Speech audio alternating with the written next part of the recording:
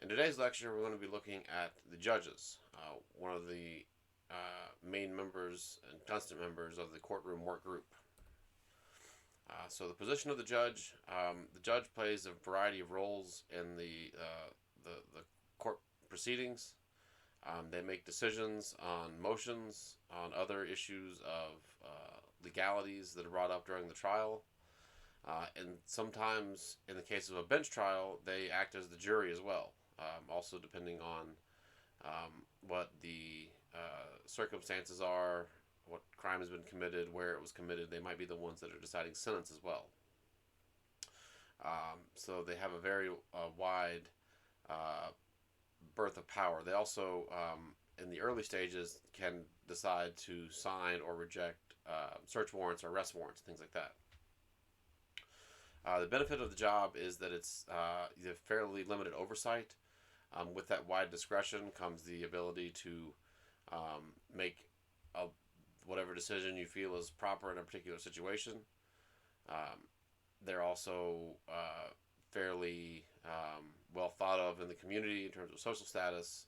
It's not as far as attorneys go, it's not the best paid job, but they do make better than average salary. So when you combine that with the social status associated with being a judge, and also the reverence also that the position holds, they're powerful, important members of the community. However, with that power and the discretion comes some frustrations. Um, they are seen as potentially being soft on crime in certain situations. Um, they also have to worry about elections in some cases, which is problematic. Um, there are, with all of the benefits, there come headaches. Um, they're often seen as the entity that is handing out the punishment, which could mean that the person seeks revenge on a judge. There've been there was a high profile case recently that took place where a attorney killed one of his rivals in California and then made his way to New Jersey and attempted to assassinate a federal judge at her home, instead killing her son and grievously wounding her husband. So there are a lot of misplaced anger and blame that gets put on judges in some circumstances. So they are a constant member of the courtroom work group. They have to work with prosecutors to decide through the indictment process whether or not the trial's even going to take place.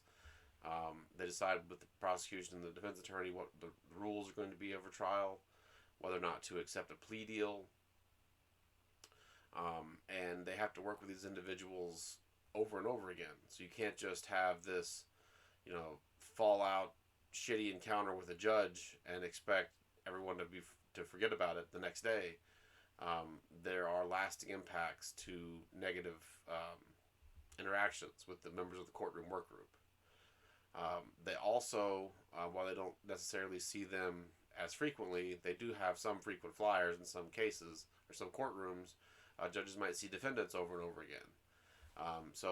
In the case where they're seeing them for the first time, they have to be, sort of respectful to the process of what's taking place, and try to treat the defendant. They might have committed a crime, but we have a system in place to handle that, as opposed to issuing their own personal opinions about the matter. They're there to enforce the law. That might change some if the judge has seen the defendant on multiple occasions. There could be some operational rapport there, and the judge might take a more hands-on role in the further processing of an individual that they've seen on multiple occasions. So the way people become judges, for the most part, it's required that they be an attorney first. We've talked about the justice of the peace model in the past and how that isn't always the case. But for the most part, their attorneys first. It could be through an executive appointment, either at the state or the federal level. There's typically an appointment made by the executive branch and then an approval by a legislative body. That's the way federal judges are appointed. They're appointed by the president and approved by a simple majority in the Senate. Similar in states, appointed by a governor, and then there's an approval process, depending on what state you're in. 50 different states, 50 different systems. We talked about that in the past as well. They're based. They could be put on the bench based on elections. Some places elect judges, and there are some perils associated with that. There's going to be a linked video today about elected judges and some of the issues associated with that. But appointing them is not, as not the best maybe model either. It's a system that can be exploited either way, whether through appointment or through election. As far as judge backgrounds go, a lot of them serve in the areas where they were born or where they were raised or educated. The demographic makeup of judges is still one of the more problematic aspects of the criminal justice system because many are old white males. That doesn't lend itself to those aren't the people that are being serviced by the criminal justice system. We see overrepresentation of non-white community members in the system, and we see a vast overrepresentation of an already minority population, with many judges being all white males. There was an interesting incident in 2018 in Houston, Harris County. Texas has since removed this ability to vote on. So when you vote, you vote for each individual person on the ballot. In Texas, you could just tick the ballot at the top and say, I want to vote all Democrat or all Republican. So because of the contentious nature of the midterm election and the Senate race that was taking place there, a majority of people in Harris County, which is a large metropolitan city, which tend to be more heavy Democrat based, voted all Democrat, which resulted in the entire Harris County court circuit being African American females, and it was the first time that had ever happened, because the way that the ballots worked, everyone that voted just Democrat voted for all of those individual judges, and they all won.